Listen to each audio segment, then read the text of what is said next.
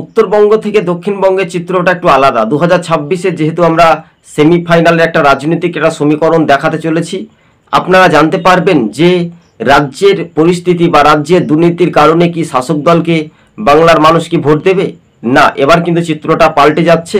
আমরা যদি দেখি মালদা, বীরভূম, মুর্শিদাবাদ, দার্জিলিং, কোচবিহার, দিনহাটা, 2 চব্বিশ পরগনা একাধিক জায়গাতে কিন্তু শাসকের কিন্তু ভোট বাড়বে না কমবে, বরঞ্চিত কমতে পারে। সংখ্যালঘু ভোটাররা কিন্তু দূরত্ব মানে শাসকের দিকে আর যাচ্ছে না। সেটাই কি বিরোধীরা কি সেই তকমাটা এগিয়ে থাকবে?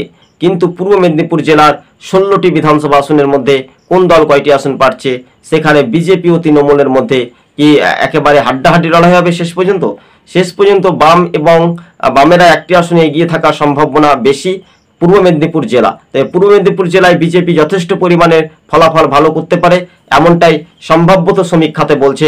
দর্শক বন্ধুগণ, আরও একবার জানিয়ে রাখি যে শুভেন্দু অধিকারীর গড়ে পূর্ব মেদিনীপুরে ব্যাপকভাবে বিজেপি একটা এগিয়ে থাকার মানে 16তে 15টি আসন নিয়ে এগিয়ে থাকতে পারে। সম্ভাব্যত রাজ্য রাজনীতিতে এই বিজেপি একটি আসনে এগিয়ে থাকতে পারে বামেরা সম্ভবত। সেখানে তৃণমূল খুব জোর হলে তারা কিন্তু, যদি আমরা পরিসংখ্যানটা দেখি তাহলে দেখবেন পূর্ব মেদিনীপুর জেলাতে 14টি আসনে এগিয়ে থাকতে পারে কে? রাজ্যের বিজেপি, এবং অন্যদিকে একটি আসনে তৃণমূল, অন্যদিকে